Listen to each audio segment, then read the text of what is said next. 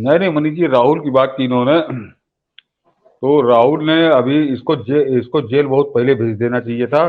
मनीष जी अब तो खुलकर उतर आया है बिल्कुल, एक तरह से भारत विरोध पे, हिंदू विरोध पे। आज उसने जो कुछ कुछ चैनलों ने चलाया, बाकी तो उसको पिए बैठे हैं। सभी पिए बैठे, किसी ने उस पर जिक्र ही नहीं किया मनीष जी। 17 मई को दिल्ली में एक पत्रकार गिरफ्तार हुआ, तथाकथित पत्रकार क्या, वो तो गद्दार देशद्रोही। वो डीआरडीओ के दस्तावेज चुरा के चीन और पाकिस्तान को सप्लाई कर रहा था, और सीबीआई उस पर बड़े दिनों से निगाह रखे हुई थी। सीबीआई ने उसके छापा मारा, 12 जगहों पर छापे मारे, सारे दस्तावेज बरामद हुए, उसको 17 मई को गिरफ्तार कर लिया गया।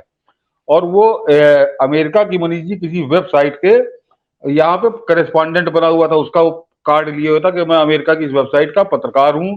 तो अभी जब राहुल गांधी गया तो सब प्रायोजित है मनीष जी, उस गद्दार पत्रकार के, जासूस पत्रकार के, चीन के, पाकिस्तान के जासूस पत्रकार के साथी अमेरिका में। उसने उससे पूछा राहुल गांधी से कि मैं, वो तो 30 साल से मैं उनके साथ काम कर रहा हूँ, उनके साथ इस तरह किया, उनकी गिरफ्तारी कर ली गई, इस पर आप क्या कहना चाहते हैं?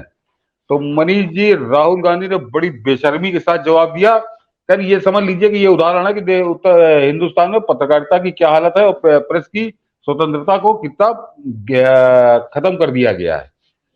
इस आदमी की गिरफ्तारी पूरा मनीष जी, इसकी हेडिंग दिखा दीजिए खबर, तो दर्शकों को याद आ जाएगा।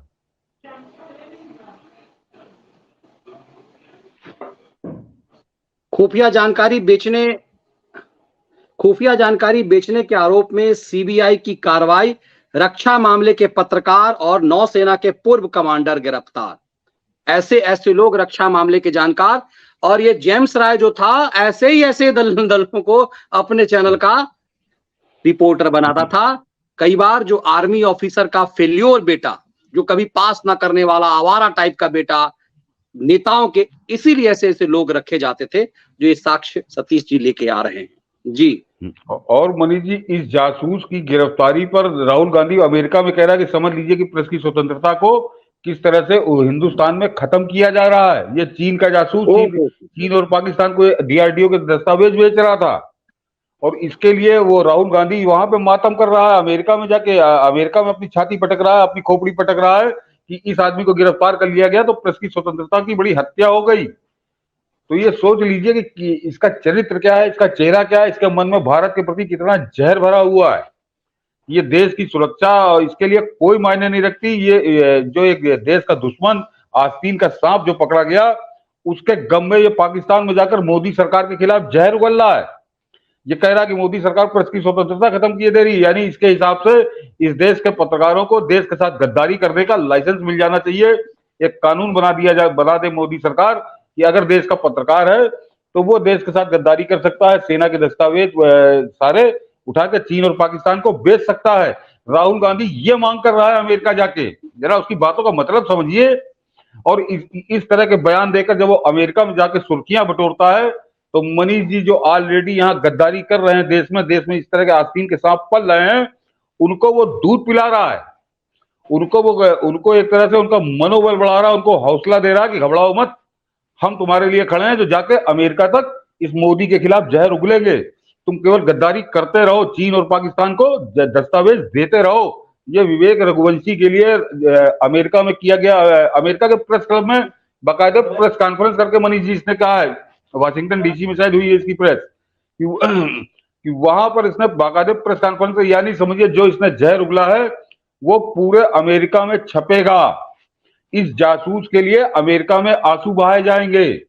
तो ये सोचिए कि किस तरह से ये हिंदुस्तान की जड़ों में मट्ठा नहीं, ये हिंदुस्तान की जड़ों में तेजाब डालने का काम कर रहा है। इस आदमी को जेल के अंदर होना ही चाहिए। ये बहुत इसके साथ मुरव्वत बरत दी गई, अब इसके साथ किसी मुरव्वत की कोई जरूरत नहीं है।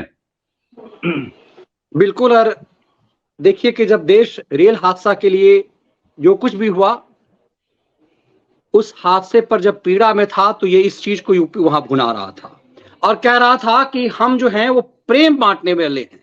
आपने बीजेपी के नेताओं को लव बांटते हुए देखा है? ये लव बांट रहा सर, इसको क्या कुछ नहीं, ये लव बांटने वहां गया है। किसके साथ लव बांट रहा है?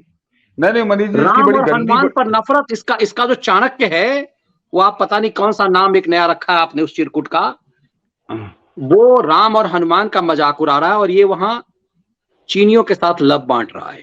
नहीं मनीष जी, इसकी इसकी सोच बड़ी गंदी, घिनौनी, अश्लील सोच है। ये आपको ध्यान होगा, इसके पिछले चुनाव में गुजरात में कहा था कि आरएसएस में औरतें शॉर्ट्स पहन के क्यों नहीं, मतलब इसने कहा था सीधे सीधे हिंदी में बता दूं कि औरतें आरएसएस में जांघिया पहन के क्यों नहीं जानती।